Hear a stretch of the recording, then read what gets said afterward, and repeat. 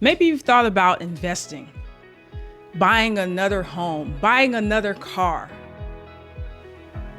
Or maybe you've thought about taking a big trip.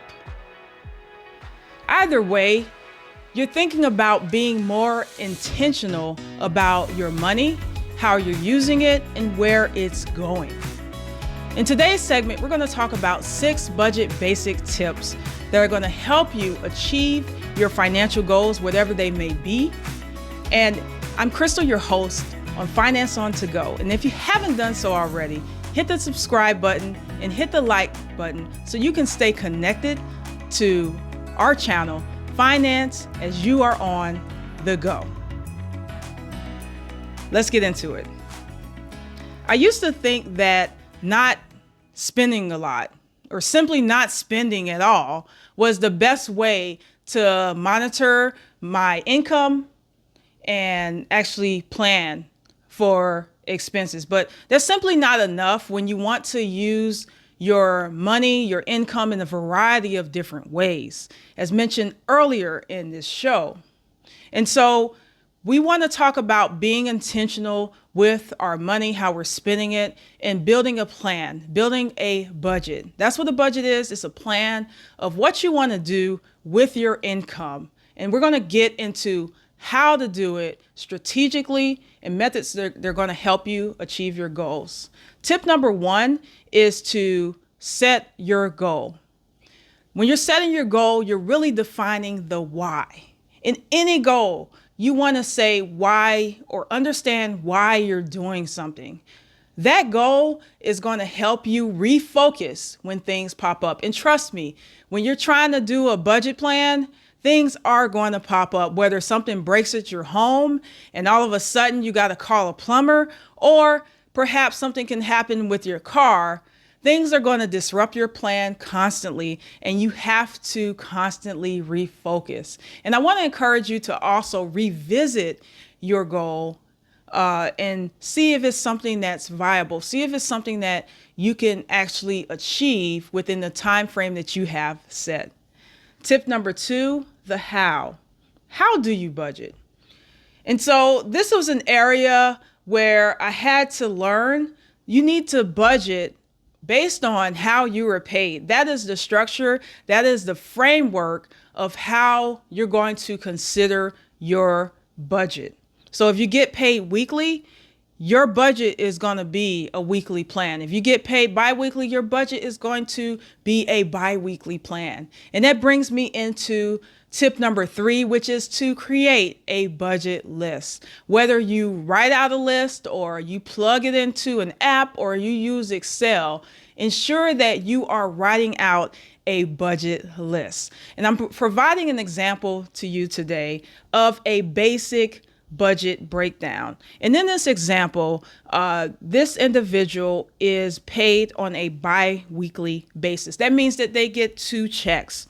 And so in the budget breakdown, how you're going to write it out or put it in Excel, it's going to be in 2 columns.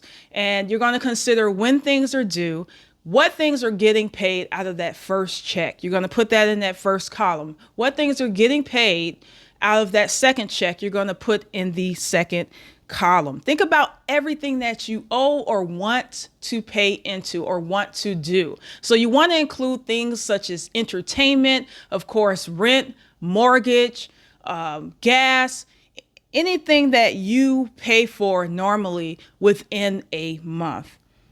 At the bottom of this grid, you're going to see a budget balance. And so you want to ensure that your check for that pay period is going to cover everything that is due within the first half of that month.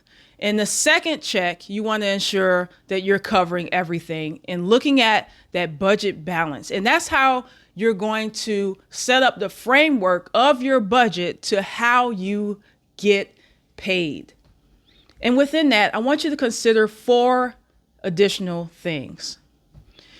When you're updating this budget and you're inputting actuals that were spent on those items that, vary, such as groceries, gas, which can go up, it can go down. You're not spending the same amount every paycheck. So you're going to be updating this budget schedule and plugging in what you're actually spending during that pay period. You want to consider any automatic bill payments as spent before that month even starts. So you're going to be taking that out of your available balance to spend for that pay period. And that ensures that you have the money there when that mortgage or rent deduction comes out of your account. B, budget to save. Pay yourself. Always pay yourself. Consider that as a best practice habit to put money aside in your savings account. C, also put money aside for unexpected expenses. So again, car maintenance issues may pop up. Something may break in your house that's very expensive. So you want to put a small amount aside every month so that when things come up, you have a good amount of savings to cover those items at that particular time. And this will save you from using your credit card and accruing interest for those items. D, save or include future trips in your budget plan. So you know what things you have coming up. Maybe it's a time frame where you have to buy a lot of gifts, a lot of birthdays coming up. You're going to take a big trip. Plan for that ahead. Plan months in advance, and you'll just be saving more. Again, that's money that you don't have to have on your credit card.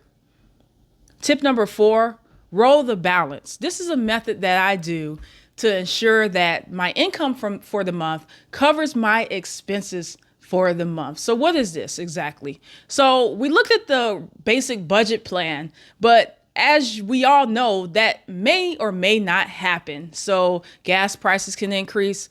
We may have to spend more in groceries because those are just higher, or maybe we've changed our eating habits. Whatever the case may be, what you want to do is roll forward the balance from your first paycheck to your second paycheck. So it may be a savings from your first pay period, or it could be an overage from your first pay period. In the grid that I'm showing you, this is an update from the previous original budget plan. And as you can see, some of the numbers have changed for those items or categories where we don't have a set payment amount.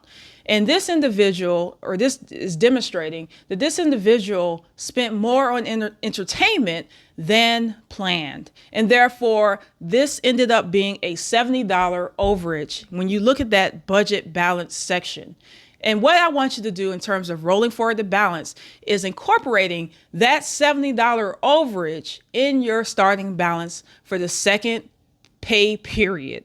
And so although this person gets paid $3,000 for each of their pay periods or paychecks, we're taking out or deducting that $70 from that second pay period.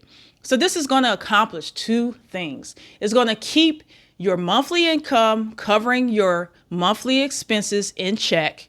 It'll keep you on your path, and it'll keep you aligned with your strict budget. And secondly, it's going to keep you from spending into your savings. So when we overspend or we spend more than our biweekly check, essentially what we end up doing is spending into our savings.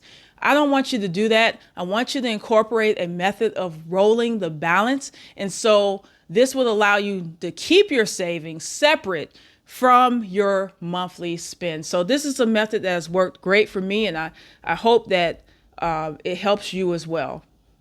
Tip number 5, the 50-30-20 rule. So we may have heard of it, we may have used it, we may not have used it. But what it is it says that 50% of your income should go towards needs, 30% of your income should go towards wants, and 20% of your income should go towards savings. The con of this is that we can't always adhere to this rule depending on our personal finance situation. And therefore, I just want to emphasize what the rule is about, is that you want to plan in your budget for more needs, you want to plan for some wants, and you always want to pay yourself and save. And so when you keep that concept in mind, Just think about the balance of everything that you're doing with your income. Incorporate that into your budget list and your budget plan. For savings, the general rule of thumb that's out there is to save 3 to 6 months worth of your household expenses, those things that you need to pay. So in every paycheck and in every month, try to put a little bit aside if you don't have that built up to save and build towards the 3 to 6 months worth of household expenses. We all never know what life has in store. You may get laid off unexpectedly. I have been. You may be changing jobs, you may be changing cities, or maybe your household income for everyone that brings money into your household may change. So you want to have that emergency savings saved up for what you don't know. Always try to plan for the unexpected. Tip number 6, budget before you get paid. A sure way for your plan to fail is to not plan ahead.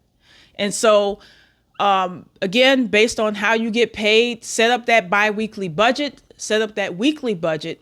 And if you're one of those individuals where your income fluctuates, you still have a history of income you can use to build a budget plan. Look at the income that you've gotten for the last 3 months and maybe use the average of that income to do your budget starting plan. And as you're within the month, again, and you're rolling forward the balance, you're making adjustments, you're incorporating your actual spend of items that are not a set amount, you're going to be making adjustments towards that income.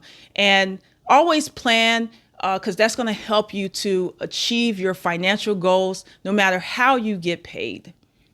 So thank you for joining me today on Finance on the Go. I hope that this segment of 6 budget basic tips is helpful to you. I would love to hear from you, so feel free to leave a comment, and I'll see you next time as we discuss finance as you are on the go.